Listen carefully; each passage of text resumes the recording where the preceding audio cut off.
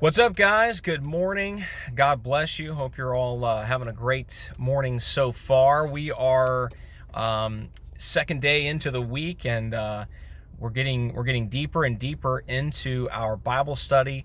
And today I want to talk a little bit about our reading in Matthew chapter 9. But before we do that, of course, I want to remind folks to please give us a thumbs up, like, comment, share the video. Let's get this word out there. Get more people joining in. We're very early on in the Bible, in the reading process. Let's get as many people as we can joining with us, reading through the scriptures this year, and commenting and sharing our thoughts. And I'd like to hear your thoughts as well. So comment and share those with us, and we can maybe even dialogue and interact a little bit. This Friday on the podcast, or we might launch it on Saturday. We are going to address 2 to 3 big questions that have come in, and I'm looking forward to that. But that's how they come in. They come in through us getting people to send in their questions and comments. So please do so, and we will interact. So today, Matthew chapter 9, a couple of times in this chapter, we continue on the show of power and authority in Jesus Christ is continuing and very evident with even more healing and deliverance. And you can go watch the video from yesterday talking about how Jesus is just straight up unstoppable, and we should let's just follow him. Let him lead the path, and we're in good standing when we are following him kind of in his wake.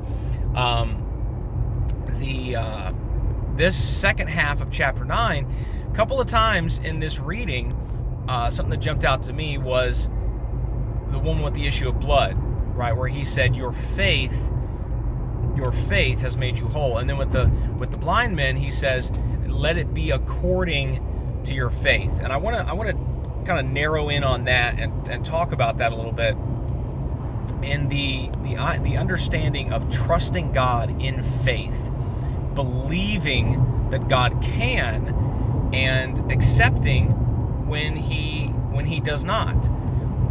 Part of faith is trust. Part of true faith is trust. The prosperity gospel, the name it and claim it, the health and wealth. If you believe Jesus, you'll get bunches of money, and you're going to be super healthy, and nothing bad's ever going to happen to you, and you'll be richer than the next guy, and a lot of that stuff. What it does, stepping back and thinking about, how do people buy into that? How do these people have tons of followers? And it plays into the same thing that a lot of political rhetoric does. A lot of people are in political power and maintain political power. You look at some of the states and cities where people have been in power for decades, and it's total travesty. I mean, like utter desolation. Places like Detroit, for instance, and Baltimore, and different places where it's like, oh my goodness, these places are in absolute ruins. How do these people stay in power? One word: envy. Well, maybe 2 words: greed. Envy and greed. They play into people's human desire to be better than somebody else, or have what somebody else has, or just have more. And so they tap into greed and envy. And this happens in the church as well. And so people have multi-millions of dollars flowing into ministries that are promising, if you'll give, you'll be blessed, you'll be rich, you'll get, when 9 times out of 10 those people are giving and that's not happening. But you just need to give even more, or it's just not your season yet, or this stuff is ridiculous.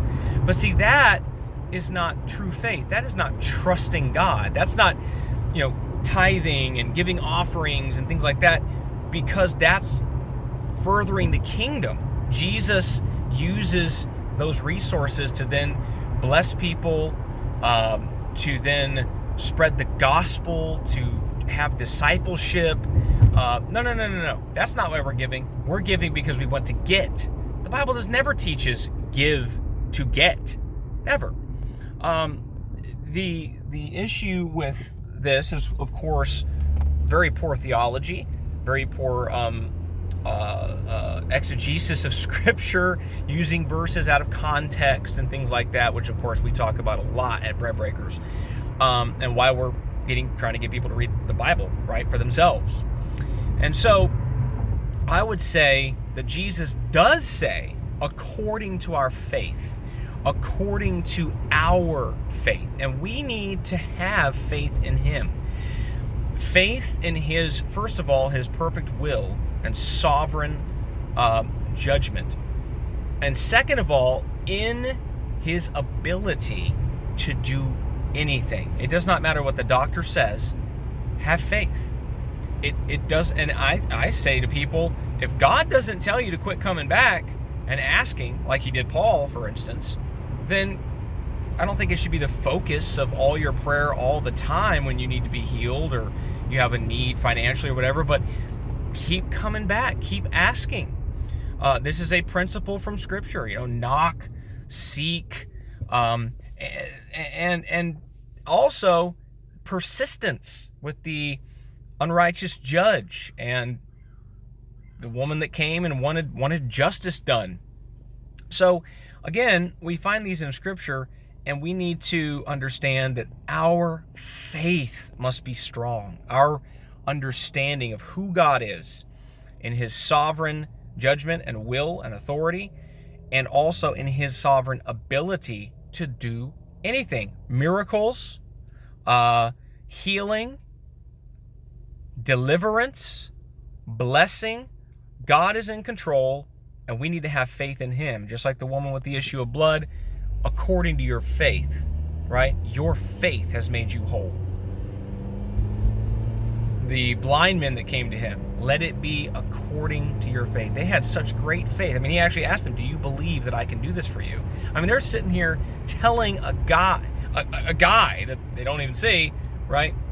We believe that you can heal us. That is a tremendous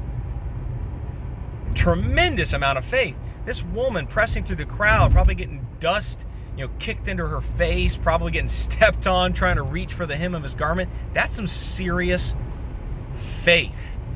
And not going to get into it now because we're over 7 minutes in, but of course we know from James 2, that kind of faith, real faith, always requires action.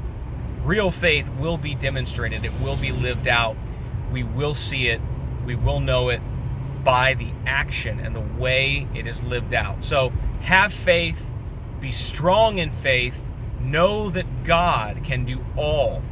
He can do anything. Jesus Christ has all authority in heaven and earth, and we need to have our trust, our faith in him. Love you. God bless you. Don't forget, just before you end it here, comment, subscribe, like, share, and we'll catch you on the next vid.